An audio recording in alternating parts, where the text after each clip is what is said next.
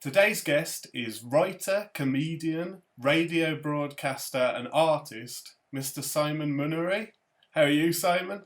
All right, not bad, getting worse. Thanks for asking. How's this year been for you? You know, with I assume your main source of income is stand-up, and Yeah, it's not been yeah, great. it's not been good. Yeah, so you do something for 33 years and then you stop. It's been quite odd. But having said that, I had a gig on Friday in Norwich, supporting Nina Conti.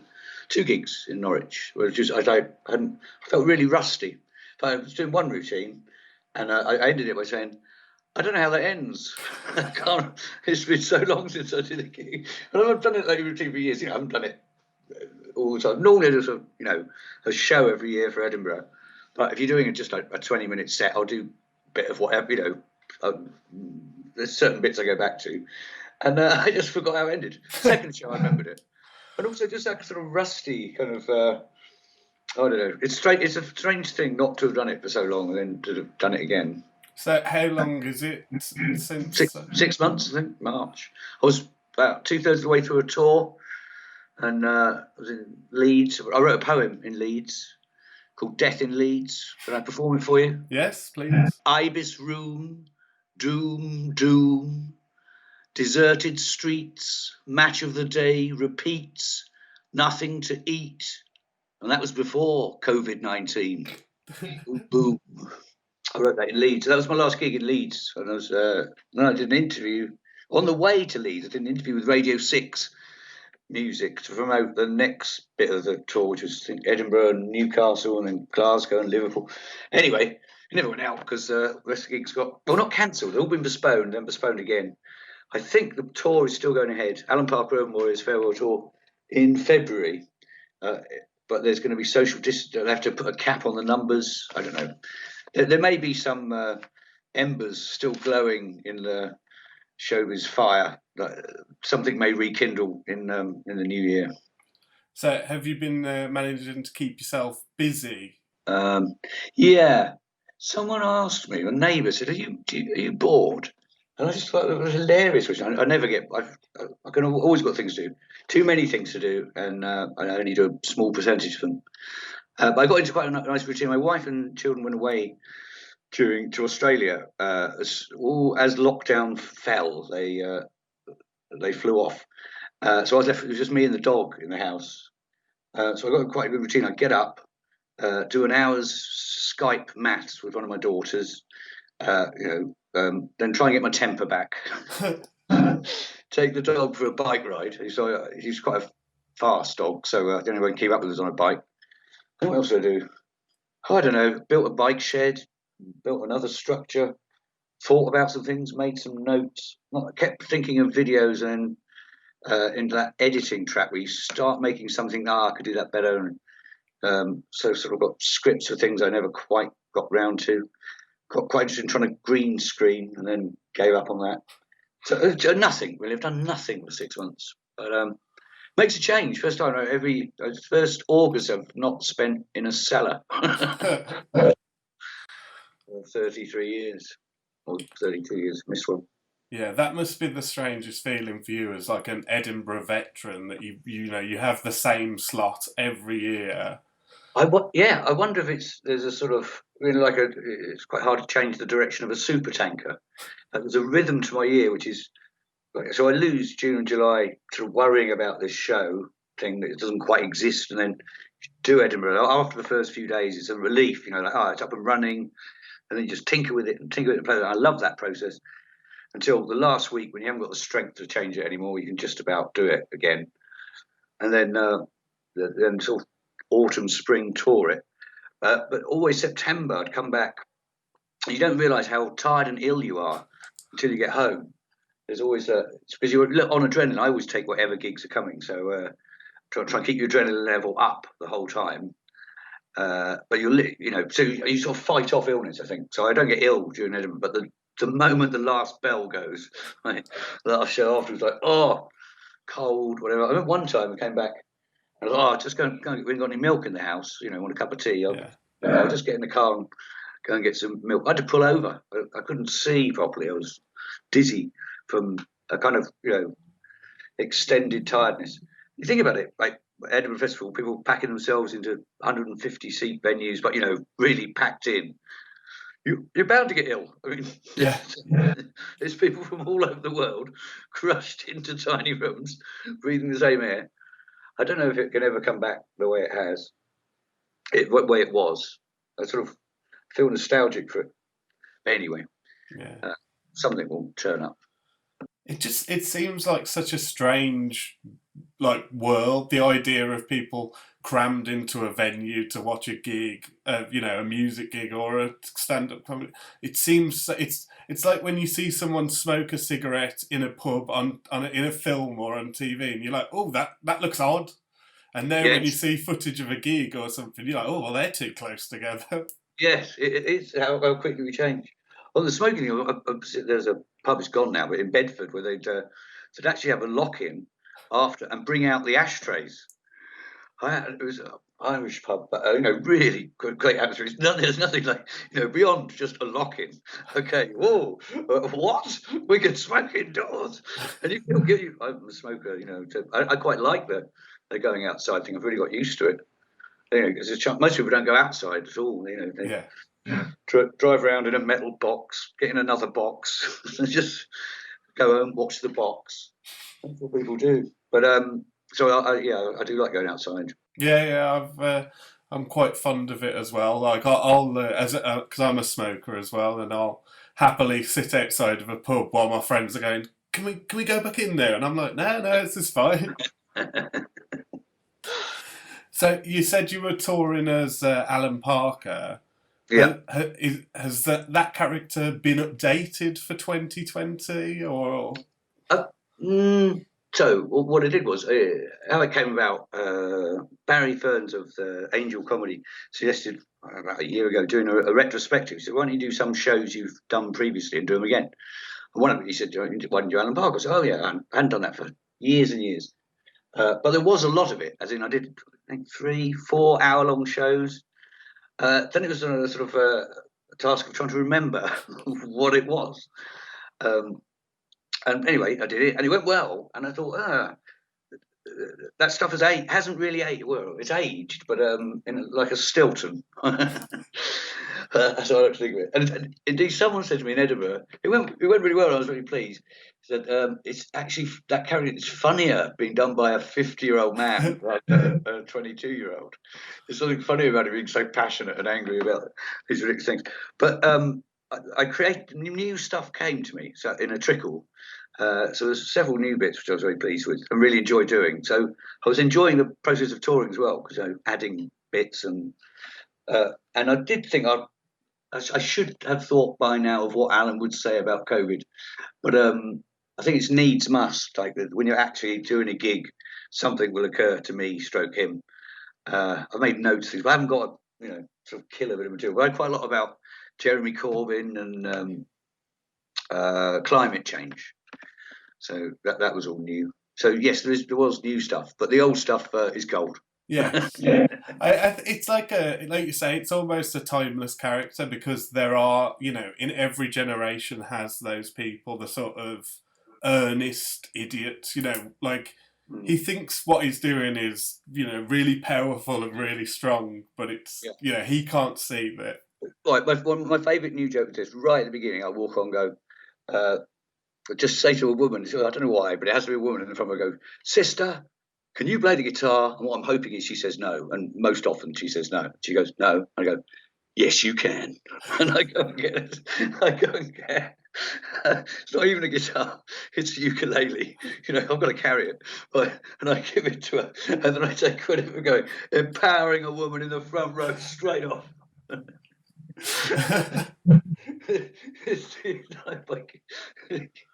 Can you play guitar? No. Yes, you can. So that's a new joke, but I enjoyed doing that. The front row.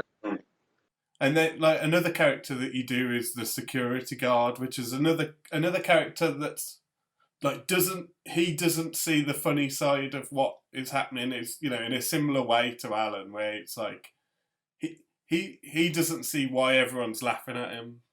Yes, that's the sort of central irony of it, I suppose, that he's, yeah. Well, no, but, you know, here are some jokes. I have some jokes for, I don't know, just a strange person. I have some jokes for you. He's kind of angry at them. Yes. Partly from being a security guard. Well, I was rewatching your Hello DVD, the Go Faster Stripe one, recently, and the security guard line that had me like crying with laughter was, "The watch pot doesn't boil, but it doesn't get nicked neither." Wow. See, when I was doing Alan Parker Talk, every so often someone would come up and tell me one of my old jokes, and I go, "That's brilliant. That's back in." But there was one bit. Steve Cheek was my ex-double act partner in when we were double act called God Jesus. So, do you remember the play? I could never get through that without cracking up. I thought, oh yeah, we did this little play, which was okay. Now a searing indictment of Thatcher's Britain. That's just the title. Okay. I used to get someone out from the audience to read it out. Here you go, the script. You're you and I'm me, though generally we're both each other, yeah.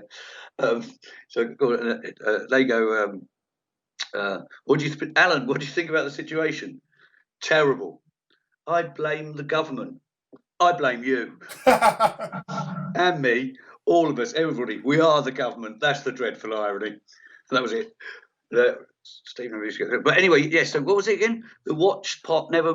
The watch pot. The watch kettle never boils. The watch pot. The watch pot never boils, but it doesn't get nicked neither. Yeah. Even before that, one very early joke. Maybe I was just cycling back from the shops the other day, and occasionally a very early joke came back to me. Used to do God and Jesus. I think probably it was in the security report. I got a. It was just 30 something years later. It's been fallow so long. It's sort of just popped it out. Right, here's the joke. I got a letter the other day addressed to Wanker, London. It's an amazing thing, the postal service. And modern nursery rhymes. What was it? Little Jack Horner sat in the corner. That's right, Jack. Fight the system. Mary, quite contrary, friend of Jack's, I imagine. Humpty Dumpty sat on the wall. No chairs in Thatcher's Britain. There's dated in Thatcher's Britain, but still, I find the phrase Thatcher's Britain. It's like, I don't know. It's got resonance. Yeah, it still works. This is one Steve found the funny. Hickory dickory dock. A mouse ran up my cock. It's that large. There was a couple more, anyway. Is that great for you, that you have 30 years worth of material that can still creep up and make you laugh? I don't know. It's probably more like a mental illness. You know, I'm one of those people you just see suddenly go, just walking along the road. I couldn't really explain why. Yeah, I suppose it is great. You want to hear my new joke? Oh yeah, come on, sure you do. What have you ever wondered? What does I weigh? You know, the artist got I weigh. Yeah. What does I weigh? It's just a repetition of the phrase, the sound way. It's like the old Edward Woodward joke, isn't it? With Edward Woodward. Yeah, or Edward Woodward with no D's. Ewa woo-wah. It's just sound in the end. Yeah, it's just noise. So I had an art exhibition in Bedford at Andy Holden's, I can't pronounce it, Basiladere gallery, which then moved to, it was going to go to Edinburgh, but Edinburgh School of Art, but they cancelled because of the virus. But then he went to Stroud Valley Arts for a month, and then they extended it for another month. He just finished, and getting the bits back. I'm going to sell the exhibits, but painting. I'm flogging these. Yes. For £5, including postage and packing. Signed limited edition postcard prints of the Wreath, which is a painting I did based on a joke. Went to a funeral the other day, caught the Wreath, and there's the painting. But so I've been sold quite a lot. So went to the USA this morning. Cycled up to the post office, posted it to you. Could you send this to the USA, please? So, how can people get their hands on them then if they want? Email me at simonmunnery@hotmail.com, and we'll sort it out. Excellent. So, what else was in the exhibition then for the people that missed it? Paintings, bits of video. I made a mobile of Alan Parker, in fact, which is a ring of barbed wire with an action man, which I adapted to make much fatter and have grey hair. I got my dog fur off the thing and stuck it onto me. So he's much sort of, he just looks haggard, but a more or less exact replica of the Alan Parker costume I've been wearing, which is like, for example, Wellington boots with left on the right boot and lefter on the other one. A little take on Jimmy Cricket. Used to have Wellington boots with left and right on, but also the idea of left and lefter. And the bomber jacket with the carbon dioxide content of the atmosphere over the last 400,000 years drawn out in a graph on the back. And hanging, so he hung from the middle with this action man figure, and then round him was swirling all the hanging all the placards, the Alan Parker placards. Yeah. Effigy, I don't know what you call it, a mobile of the Alan Parker Act. So that's one thing. Self-knowledge impregnator, prototype, personal version, Mark II. So many years ago, I did a show called Clues Zarathustra in Edinburgh. As part of that, we had what was called the self-knowledge impregnator. If anyone heckled, a siren would go off, and 4 people it took to carry it. This massive box was brought on with a professional mains powered camera flash in the back, and the word cunt cut out of wood in the front and thin gauze in front of it, and it'd be brought up to the person who'd heckled. So, are you aware of what you are?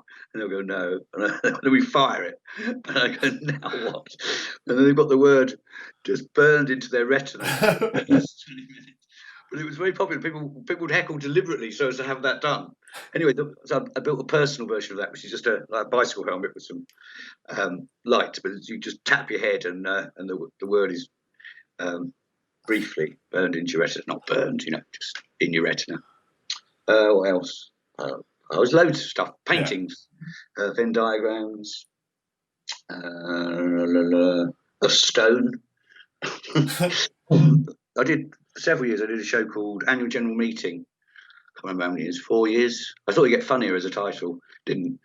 But anyway, as part of that show, I invite the audience to submit motions, which I then discuss. That was the idea of it, to force myself to improvise. But I collected them all, and I got them in bags. About a couple of hundred of them anyway on a board. It makes it quite an interesting thing to look at. That takes a while to read anyway.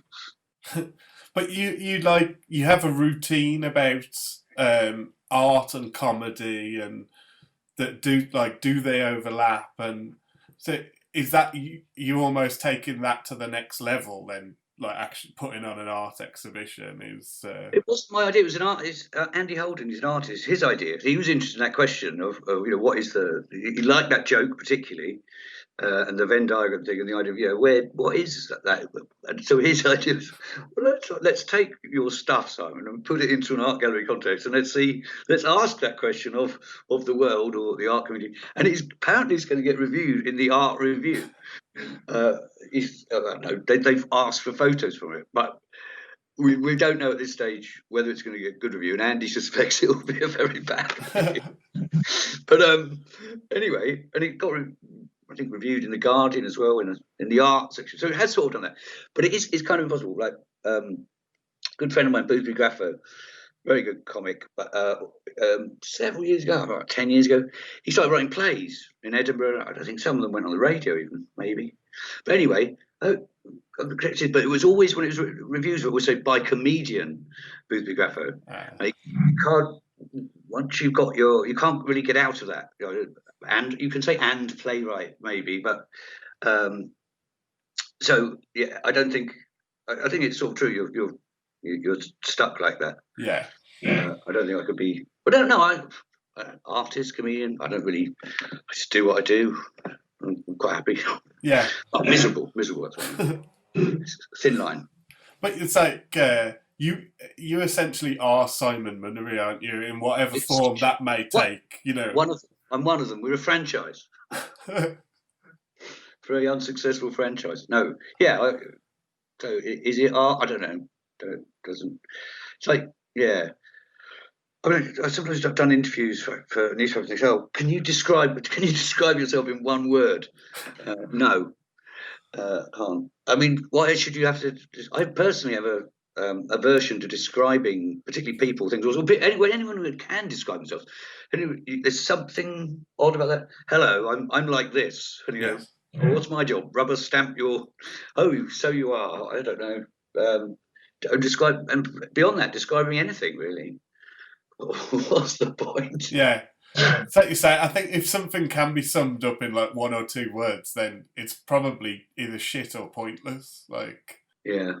A few years ago now, you got to go to CERN with Kevin Eldon and see the Large Hadron Collider. What was that like? Amazing experience to see it. So James Bond set. You know, you go down and it's all hygiene and stuff, and then down in this lift for ages, like going down a mine, and then there's this huge machine, and it was with Brian Cox showed us round before he was Brian Cox. I mean, he was still Brian Cox, but he wasn't famous, but he was still a very handsome man. I remember this one moment because he gave us him and another man who looked more like your traditional scientist, you know, grey hair and a white coat. They showed us round, just me and Kevin, really, and then they did a lecture for some of the press, and then he was doing the same lecture again to some more press. So I just sat outside waiting for the. I didn't want to hear the same lecture twice. Yeah. And then it was for the world's press who had come for the launch to get. The whole thing was building up towards the launch of the Large Hadron Collider. Anyway, so they came out, the world's press. They just divided into 2 groups naturally, which was Brian Cox followed by all the women. It was like watching the Pied Piper, but a sort of casual version with no pipe. He was just sauntering along quite casually, with all these women behind him, and then the old men, the other scientists came out with the men. It was fun, and we had a pizza. It was nice. Oh, so a free pizza's a free pizza wherever you are in the world. I think it was free. Oh, anyway, it was it's quite a joyful thing. Yeah, mate, it's an amazing bit of science, you know, and to be one of the few people that have been there must be really cool. Mm. You're very good at dealing with crowds and rowdy crowds. Don't know about that. Dealing with them. No, creating them. In Birmingham once. No, I don't know if I'm good at that. Yeah, I mean, it used to happen a lot. It used to be a lot more heckling than there was. Well, sorry, finish what your question was. Sorry. I interrupted. No, that's fine. No, it's just like, is that just from doing it for years, or were you sort of always good at that? But then, from what you're saying, you're not good at that. So. Well, it just doesn't happen. Well, nothing has happened for 6 months. But so I do a show in Edinburgh. It's very 3:30. Very unlikely anyone's going to heckle me at 3:30. Although it has happened. We did have. There was once this table, quite elderly-looking gentlemen. I say that, but anyway, they were sitting around in a circle. So half of them had their backs to the stage, which is on 3:30 in the afternoon. Anyway, they just couldn't shut up. What, can you be quiet, please? People come to see me talk, not you. And he goes, he just said, by way of explanation, we've been to the Whiskey Society. So that was. So it does happen. I mean, when I started out, there was a lot more. It was a lot more rough and tumble. Late and Live in the early days, down at the Gilded Balloon in Cowgate, was a bear pit, and I kind of liked that sort of atmosphere, exciting atmosphere where an audience will love you or hate you. Yeah. Not be indifferent. But I like a bit of roundness. I think it makes it very exciting. But maybe I don't get that much of it anymore. Yeah. It's when you say about late and live, Didn't you see Mark Lamar deal with a heckler at one of the nights at late? And you said it was like your favourite thing ever. But the bravest thing I've seen anyone ever do on stage, right? Okay, so Mark's compere. No, anyway, I'm backstage at Leyden Live, which is my favourite place. Everyone finished the show. Everyone used to go there. And there's Mark. All right, Mark, how you doing? And he was wearing glasses. He didn't used to wear glasses. He started wearing glasses. Oh, you've got glasses. Yeah. But what are you doing now? He said, oh, I'm compere. I went, oh. And he's on the Word at that point. So he's famous. But the Leyden Live audience isn't the sort of audience who's going, oh, someone famous. They're going to go, kill him. You know that. And he went on, and yeah, they just he was always the sharpest, the best at putting people down. And I can't remember what he was saying, but he was putting people down. So I'll put you on hold. Don't do it one at a time. These shoutings. Someone shouts out, "You specky git!" And he goes, "I've been waiting for that." Still, eventually, someone at the back, and it just goes on and on. I know, 5 minutes of just people, the whole 200, 300 people all shouting abuse at him, taking turns in the end. He was being funny. Someone at the back shouts, "I'm going to kick your fucking head in." Not in that accent. Anyway, I'm going to kick your fucking head in. And there's this little moment, and Mark goes, "All right." Takes his glasses off, places them on a speaker, and invites the bloke up. Right now, you're on stage, you've got lights in your eyes, you can't see. This is accepting a fight from someone who cannot see. Right? And this bloke's coming from the back with the entire crowd's approval, going, fight, fight, fight, fight. Right? And he comes up, the bloke gets up on stage, about the same size, a bit drunk, bloke lunges for the mic. Mark pulls the mic away and pushes the bloke behind him, says, "You can have a fight, but you can't have the mic. And you've got to start it. I'm not starting a fight in front of 200 people." And then, with the bloke who's got up with the expressing intention of punching him, standing just slightly behind him, he starts taking the piss out of him with his back turned towards him. Well, I was put in an awkward position because he's come up there with the express intention of kicking his head in or whatever, and with the entire crowd's approval. But he's kind of, the lights, and it's a bit awkward. Am I just going to hit him?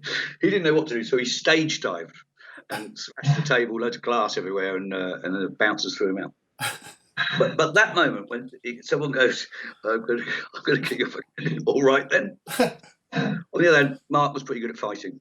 Wouldn't mess with him. Brilliant.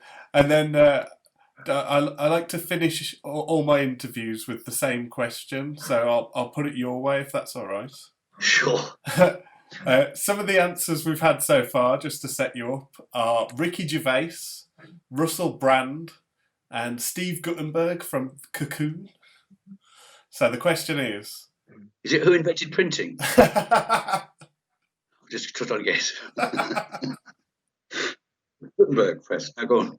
The question is, who is the most famous person you've sent a text message to?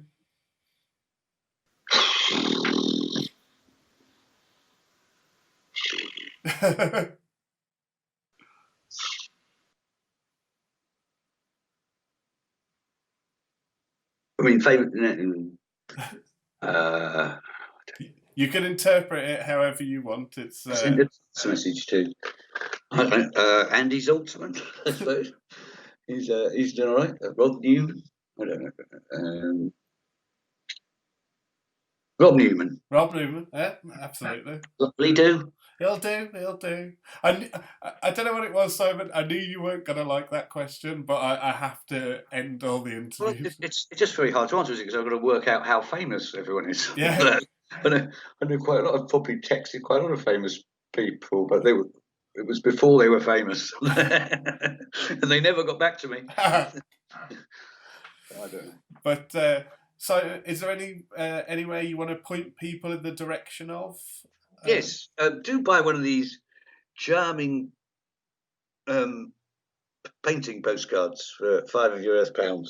Email me at simonmunnery.com, and you can buy one. They're in a limited edition of 500. I've done about 200, so I've got 300 left. Just want to get rid of them.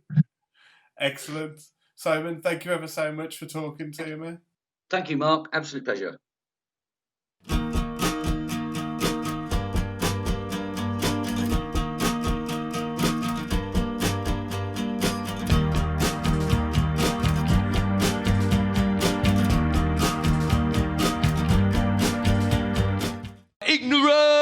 Force is a weapon. Use it. But not on yourselves.